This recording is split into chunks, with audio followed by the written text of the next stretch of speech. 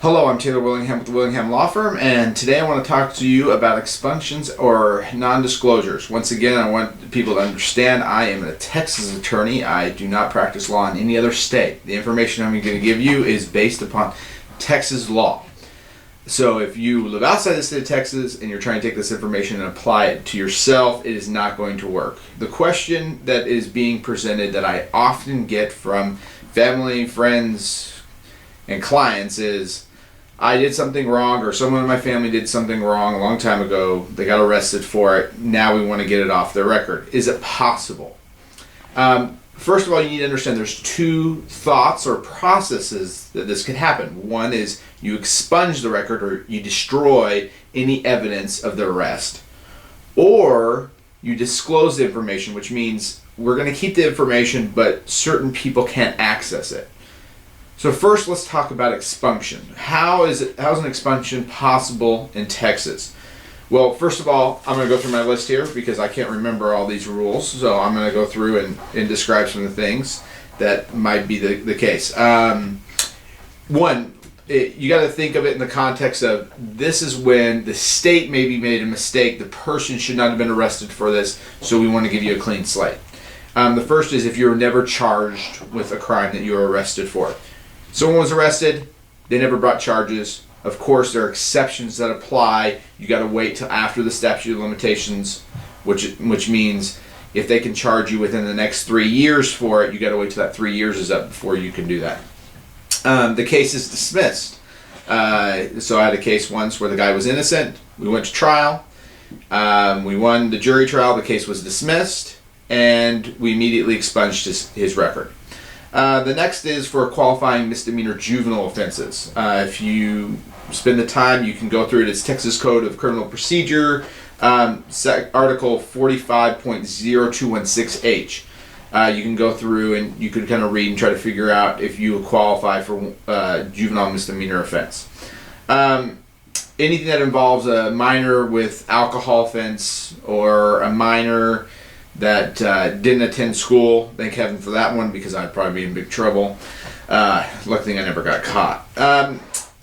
Identity theft, so if you are arrested for identity theft and then they arrest somebody else for it, then you can get that expunged. If you were found guilty of a crime and then it goes to the Court of Criminal Appeals and then you're found innocent at the Court of Criminal Appeals and it's reversed, that is also another way that you can expunge that record. And then the last, of course, is if you're pardoned by the governor of Texas or the president of the United States, you can expunge that. There's exceptions to this. If in the meantime, before you go to get your expunction, you get some kind of deferred adjudication, probation, or if you get convicted of a felony, they're not going to let you be able to do that. So those are some. That's an exception to the rule. So anything I told you before is thrown out the window if you get charged with something else. A criminal episode. If you're involved in a criminal episode, go talk to your attorney for what a criminal episode is and what it means. And of course, you have to wait till the statute of limitations has passed before you can go forward and do that. The next is if you can't expunge the record or destroy it, what's the next step? Well, then there's a good probability that you can get a non-disclosure. A non-disclosure means we're going to seal your record from public view. It does not mean that the government or someone who goes against a court order can't see your criminal record. Government agencies like the State Bar, the Texas Medical Board, they can go and see if you have any kind of criminal record out there.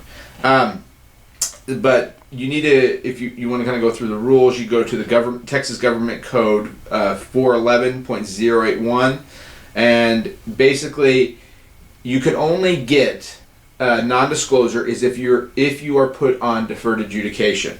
Okay, one, you have to successfully complete that deferred adjudication. You can't go through the process of a deferred adjudication and then fail it in some way and not successfully complete it and then expect to get a non-disclosure. You receive a discharge. You have then received a discharge or dismissal from your deferred adjudication. Your statutory period has ended. It differs on the crime that you've been charged. You have to look it up and see what your statutory period is. You have no other convictions during the time period. That's very important. And then last, the judge can deny it. So even though you meet all the qualifications at the end, the judge can deny it if justice would not be served.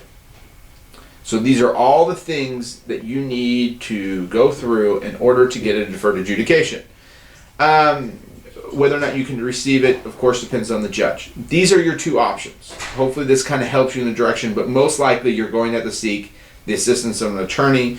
If you want to try it on your own, you can try it on your own. The Texas Young Lawyers Association, TYLA, I think is .org, has a little pamphlet you can go on and read through it. It will teach you how to do it in the state of Texas. I imagine other states have similar things found on the internet that you can use to try to do it yourself. I would highly encourage you to get an assistance to go through this. If you have any other questions, you can email me at taylor@taylorwillingham.com, or you can call me at 214-250-4407. Thanks and have a good day.